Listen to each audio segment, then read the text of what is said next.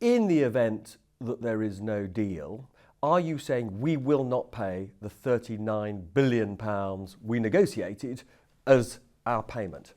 Well, obviously we're focused on getting a good deal with our EU friends and partners, but in the unlikely eventuality those negotiations don't reach a successful conclusion, obviously we wouldn't pay up the settlement, the financial settlement that's been agreed so far as part of the withdrawal agreement. You wouldn't, in the aftermath of a no-deal scenario, allow the other side to cherry pick the bits of the negotiation that went well for them. So just to be clear about this, are you saying we would pay none of it? No, not at all. We've always been clear. The message has been consistent on this. We would adhere to our strict legal obligations. Of course, the financial settlement was a diplomatic agreement, and I don't think it can be assumed either in relation to the amount that was agreed as part of the negotiations towards a deal or the phasing with which it would be paid that we would follow those terms. Why would we? Both the EU and the UK agree that there's no deal until you've got the whole deal. But this will shock millions of people because it implies that we are paying billions, I'm not saying how many billions, that we've agreed to pay billions that we don't have to pay. No, because it's a combination of strict legal obligations and the programmes that we would continue to cooperate as a part of a successful outcome of these negotiations. This is the line the Prime Minister explained on Wednesday in PMQs, and it's been our line all along. So how much would we pay? Well, we're not getting into that, but what I think you can rest assured is that we wouldn't pay a penny more than we were strictly legally required to do. Now, you're saying you think a no-deal Brexit is unlikely. How unlikely? I'm not sure you can put a percentage figure on it, but we've had good negotiations. I've been over a number of times now throughout the last few weeks and month with Michel Barnier. We're making progress every time that we meet on the outstanding separation issues, on the future relationship, particularly with respect to security. And we had some very positive words from Jean-Claude Juncker in his State of the Union address about the Chequers model and the economic partnership that we want to do with our EU friends and partners. So if they match the energy and the ambition and the pragmatism we've showed, we get a deal. How scared are you, Dominic Raab, of a no-deal Brexit? I'm not sure scared's the right word, but I'm very conscious of the risks. There are risks. There will be some short-term disruption in the worst case scenario. That's why we're aiming for the best outcome, which is a deal. Equally, what we've had at Cabinet today is a discussion of all the 300 or so plans across government to make sure we can avoid, manage or mitigate the risks and make sure that we can not only manage the downside of Brexit, but seize the opportunities afterwards.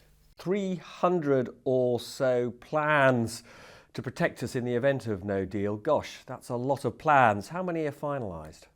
Well, they're all at an iterative stage because we're aiming towards the unlikely eventuality of what would happen in March. But what we've had is a stock take on development and progress, and we're doing well in relation to that. There are some that now, as you enter the final phase before the potential no-deal scenario, you need to accelerate the progress, and we're making sure that we're all on track, whether it's the international agreements, the legislative programme or the operational things we need to do. And the Cabinet signed off, unanimously agreed the progress that we've made and also the plans for the future. So this is not what we want.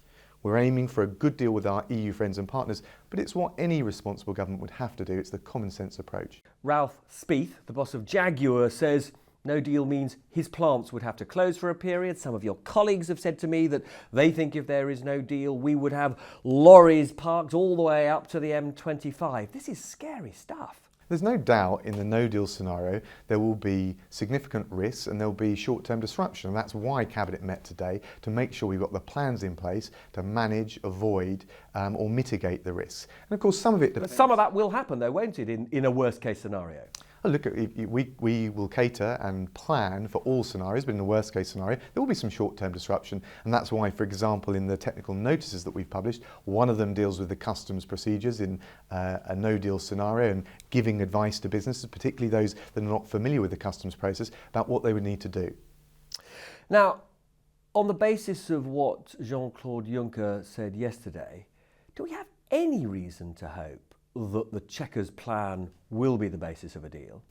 Well, I'm sure you, Robert, have never heard the President of the European Commission say positive things and welcome the Chequers proposals on the economic partnership and say unequivocally, expressly, that actually this is a good basis for the economic partnership we do. So actually I think it was a positive step, but what we also now need to see in the negotiations... Well, he mentioned Chequers. He didn't actually say this is a basis for negotiation. I He read did. the words very carefully. No, he did. He said it was the starting point for the economic partnership that we do with the United Kingdom, his words. And what we now need to see is that translated into the text of the arrangements that Michel Barnier and I are putting in place. And I think... But he did also say, just to be absolutely clear, he absolutely categorically said that you couldn't carve out a portion of the single market. And he was implying, unambiguously, that that's what he thinks the Prime Minister is doing.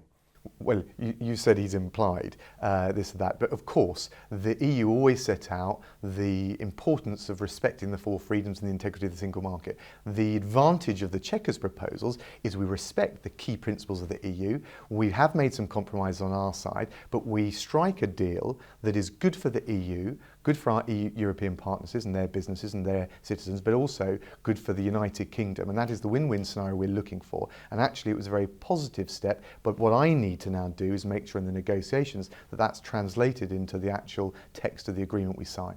Apart from our future trade relationship, the other big obstacle at the moment is an agreement on how to keep the border open between Northern Ireland and the Republic of Ireland. You will be aware that Mr. Barnier's colleagues have been briefing that you were perhaps a little bit, in their view, too aggressive in the way that you expressed yourself on Ireland recently. Well, look, I'm not going to betray the integrity of the negotiating room.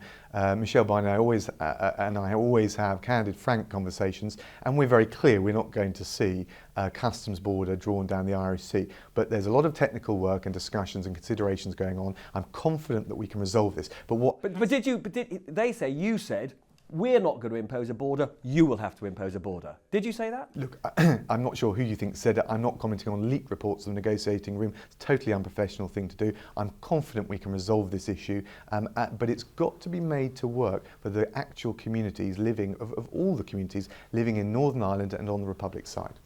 You're confident it can be made to work. What's wrong with the ERG's proposal?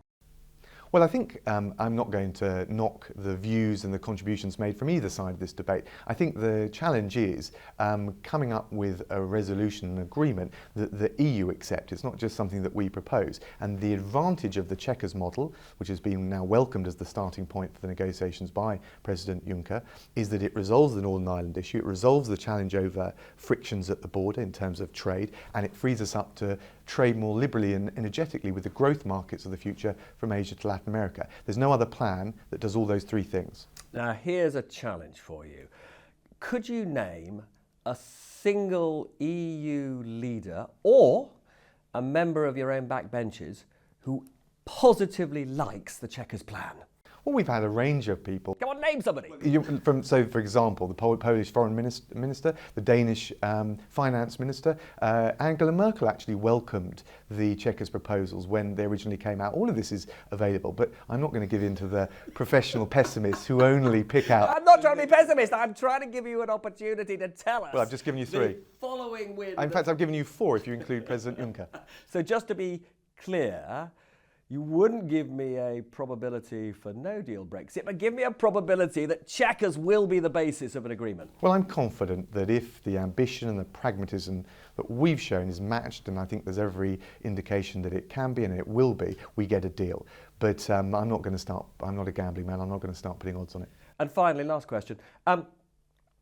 There are some who say that the best we can get is a very vague political declaration that broadly says we will continue to negotiate after March the 29th, but doesn't really set out the parameters of our future trading relationship. Would that be acceptable? I don't think we can have fudge. It's correct to say that we'll have a political declaration and then we'll negotiate it into treaty form. But what that really needs to do is to set out a clear model for the relationship we have and a direction effectively to both the EU and the UK to go on and deliver it.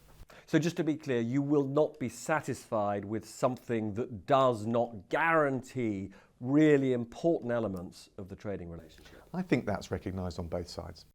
Dominic Raab, many thanks.